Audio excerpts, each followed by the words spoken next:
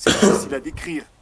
Les gens qui l'ont fait, probablement ils savent de quoi je parle. C'est comme une renaissance. Comment les gens autour de vous ont-ils réagi à votre conversion à l'islam?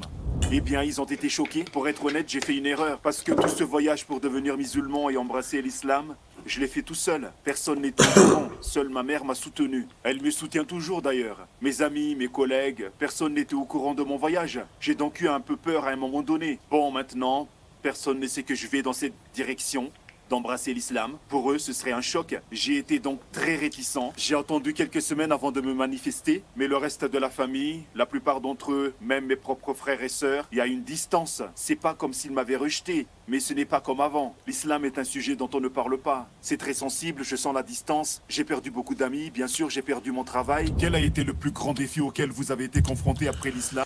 C'est ça en fait, quand tu te convertis, comme je le disais, Allah subhanahu wa ta'ala, il va te tester.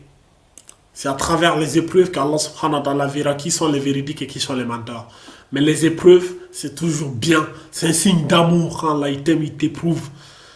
Quand tu réussis ce test, Allah il va jamais te laisser tomber. Tu vas pas mourir. Rarement tu vas mourir.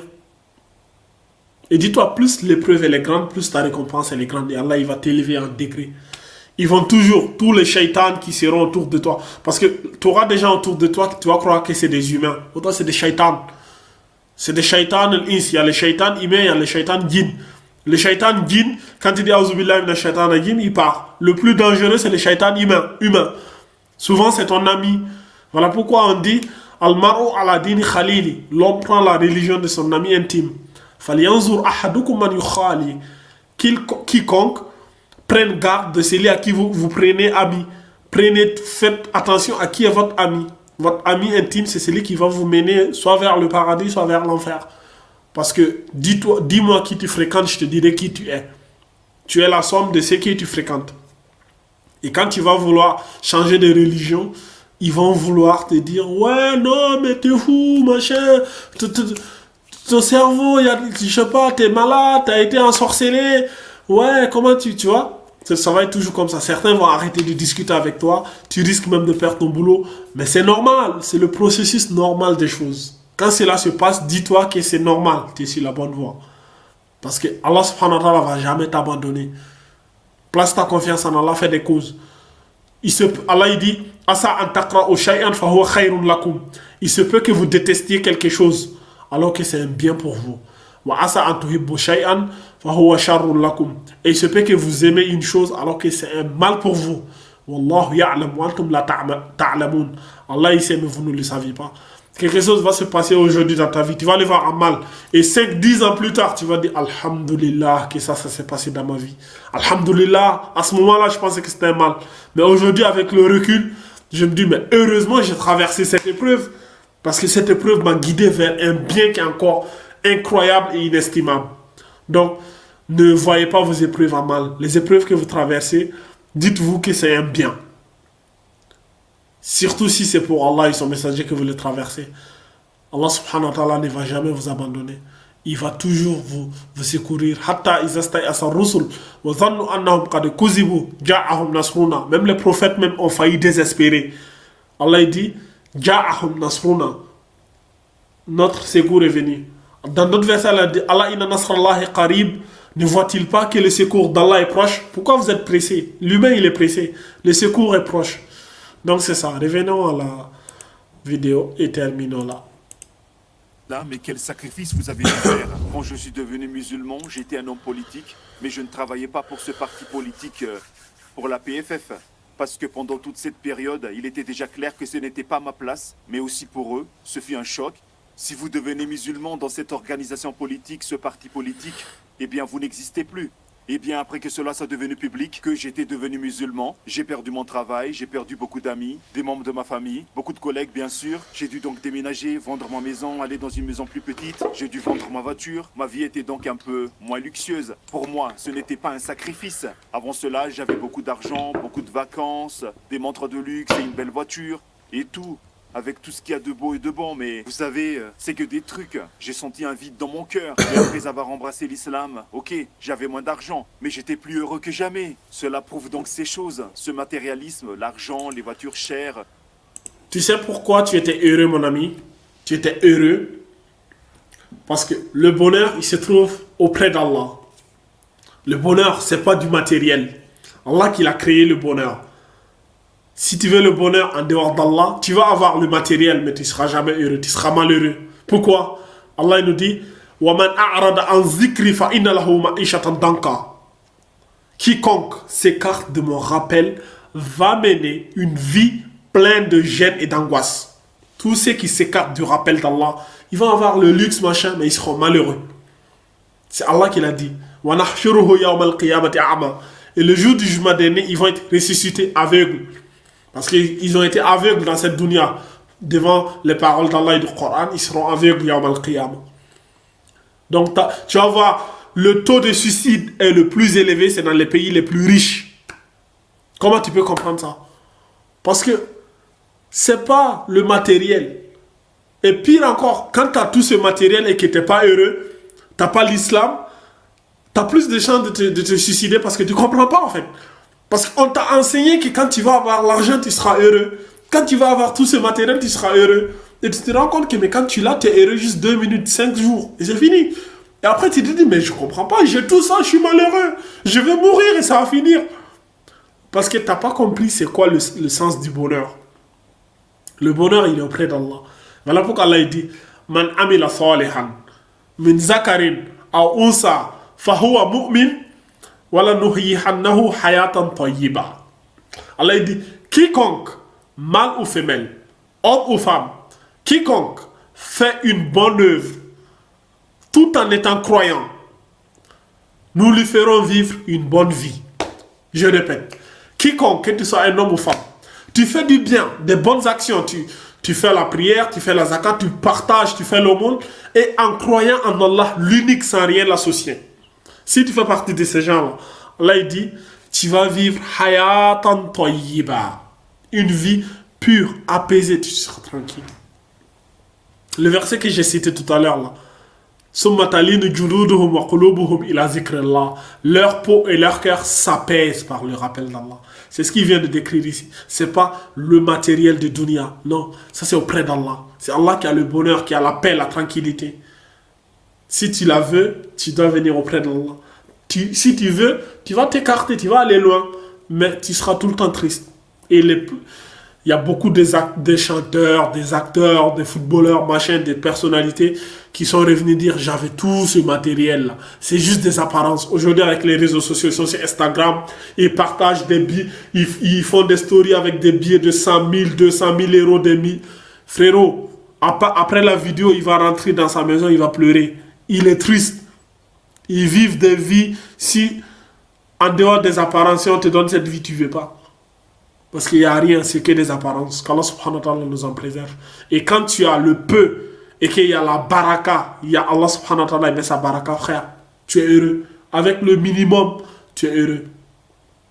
Tu te satisfais de ce qu'Allah subhanahu wa ta'ala t'a donné, et tu fais les causes pour évoluer petit à petit à ton échelle. Franchement, tu seras heureux. Et tu sauras faire des choses bien. Parce qu'il y en a, ils vont gagner beaucoup d'argent dans le haram. Mais tout le temps, ils ne sont jamais tranquilles et ne peuvent jamais résoudre un problème. Même les problèmes familiaux, c'est l'argent qui est maudit. C'est juste pour gaspiller ça dans des trucs qui ne servent à rien. Et même ils ne comprennent pas où l'argent rentre. Tout cet argent, ils ne comprennent pas. Il va où? Ça se termine dans les boîtes de nuit. Ça se termine dans l'alcool. Dans des trucs. Il ne peut même pas expliquer où est l'argent en fait. Parce qu'il y a zéro baraka. Et l'argent bénit. Quand tu l'as, même si c'est petit, tu fais des choses, toi-même tu te demandes, comment j'ai pu faire toutes ces choses-là? Parce qu'il y a la baraka dans ce que tu as. C'est petit, mais c'est béni. C'est ce qu'il faut chercher, en fait. Qui ne remplissent pas les vides de votre cœur. Donc, sacrifier des choses matérielles, oui. Sacrifier et perdre ses amis et sa famille, bien sûr, c'est un sacrifice. Après tout, je me suis senti plus heureux que jamais. Après être devenu musulman, parce qu'on n'a rien sans sacrifice. C'est ce qu'il a dit. Il faut toujours être prêt à sacrifier. Dans la vie, si on veut faire de grandes choses, de grandes réalisations, il faut accepter de faire certains sacrifices. C'est ce qui est difficile pour beaucoup des humains. On veut tout et tout maintenant sans zéro sacrifice. Voilà pourquoi on n'a rien. Parce que ça, c'est le processus. Dans le processus, il faut faire des sacrifices. Et le sacrifice, très peu de gens sont prêts à sacrifier quoi que ce soit. A-t-il été inspiré par vous et a-t-il accepté l'islam à son tour? J'ai un fils adoptif à Iskander. Il a embrassé l'islam assez rapidement après moi lors d'un événement à Dubaï. Il s'intéressait déjà à l'islam. Il m'avait accompagné à la mosquée. Il y a quelques leçons et tout. Et puis, enfin là, il a parlé à des personnes importantes pendant la semaine où nous étions sur place. Et puis, il a finalement, alhamdoulilah, embrassé l'islam. Et j'ai entendu des histoires d'autres personnes. Je ne peux pas dire qu'ils aient embrassé l'islam à cause de moi, parce qu'ils sont guidés par Allah. Mais peut-être que je les ai incités à se renseigner sur l'islam, d'acquérir des connaissances sur l'islam, pour aller dans une mosquée ou quelque chose comme ça, ou de penser à l'islam, de faire des recherches. Probablement c'est bien.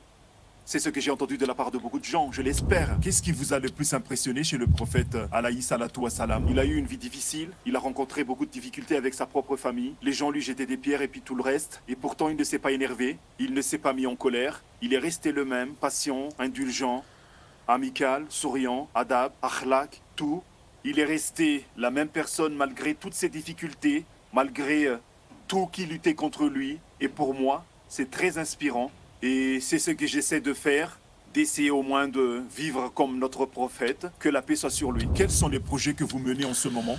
Nous en avons quelques... Alors, franchement, il a dit quelque chose qui est incroyable. Le prophète sallallahu alayhi wa sallam, il a rencontré toutes ces difficultés, mais il est resté gentil, il est resté souriant, il est resté humble. Peu importe les difficultés que tu traverses dans ta vie, prends tes difficultés et compare le messager d'Allah sallallahu alayhi wa sallam. Tu vas savoir que tes difficultés, c'est rien. J'ai hâte de commencer la biographie du prophète, comme je le disais dans la vidéo précédente que j'ai faite, là. Bon, qui a été supprimée sur YouTube. Donc, je ferai la biographie du prophète, sallallahu alayhi wa sallam.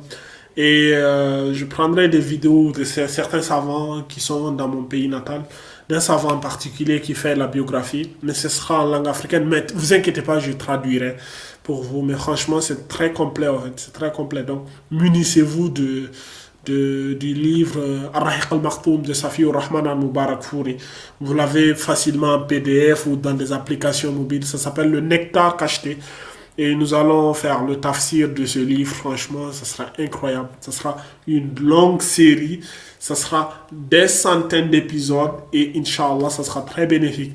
Et plus je discute avec les gens, plus je me rends compte à quel point les gens ne connaissent pas le messager d'Allah sallallahu alayhi wa sallam. Cet homme, il est incroyable. Il n'y a pas d'adjectif ni de superlatif pour le qualifier. Il est juste unique. Sallallahu alayhi wa sallam. Quelques-uns au Maroc, quelques petits projets où nous essayons d'aider les pauvres, les familles pauvres. Il ne s'agit pas spécifiquement de l'islam, mais nous essayons de les aider, qu'ils puissent aller à l'école, qu'ils aient, vous savez, du matériel, des livres scolaires et des choses comme ça. Nous recevons de l'argent de nombreux hommes d'affaires et nous travaillons ensemble pour construire quelques petites maisons pour les personnes qui vivent dans la rue et des choses comme ça, des petites choses. Nous organisons des événements pour les jeunes enfants. Nous parlons aussi bien sûr de l'islam. Il y a des gens là-bas qui en savent plus que moi sur l'islam, car je ne suis pas un expert, je ne suis pas un érudit. Ils leur parlent de l'islam, ce que vous pouvez faire, comment pouvez-vous devenir un meilleur musulman. Nous essayons donc de combiner les activités caritatives avec la dawa. Si vous aviez l'occasion de parler à tous les non-musulmans du monde, que voudriez-vous leur dire si vous aviez une minute? Mon message serait: n'écoutez pas les médias, n'écoutez pas les politiciens qui parlent négativement de l'islam. Faites vos propres recherches. Vous êtes toujours responsable de vos propres connaissances. Si vous ne comprenez pas quelque chose, faites des recherches et c'est très facile. Il y a beaucoup de contenu sur les réseaux sociaux. Vous pouvez lire beaucoup de choses sur l'islam, aller à la mosquée, parler à un imam, aller voir des musulmans, parler de cette religion et ne suivez pas aveuglement ce que les médias et les politiciens vous disent. Faites vos propres recherches et vous verrez, Inch'Allah, que l'islam est la solution et que l'islam est la vérité. Frère Arnoux. Franchement, il a tout dit. Tout est dit. Une excellente conclusion. N'écoutez pas les médias. N'écoutez pas les politiciens. Faites vos propres recherches. Je répète. Faites vos propres recherches. Et ça, ce message, c'est même pas adressé. Lui, il parle à ceux qui ne sont pas musulmans. Moi, je l'adresse aux musulmans, ceux qui me suivent. Faites vos propres recherches, les amis. Cultivez-vous. Lisez. Le premier verset qui a été révélé dans le Coran, c'est « Li iqra ». Iqra bismi rabbika allazi khalaqa, khalaqa al-insana min alaq. Iqra wa rabbuka al-akram, allazi allama bil qalam, allama al-insan ma lam ya'lam. Lisez. Formez-vous. Cherchez. Écoutez les savants. Cherchez de vous-même. N'écoutez pas les médias, n'écoutez pas les politiciens, n'écoutez pas n'importe quel charlatan. Faites gaffe à vous. Cherchez, formez-vous, lisez, apprenez. Voilà. Franchement, ça a été une très belle vidéo.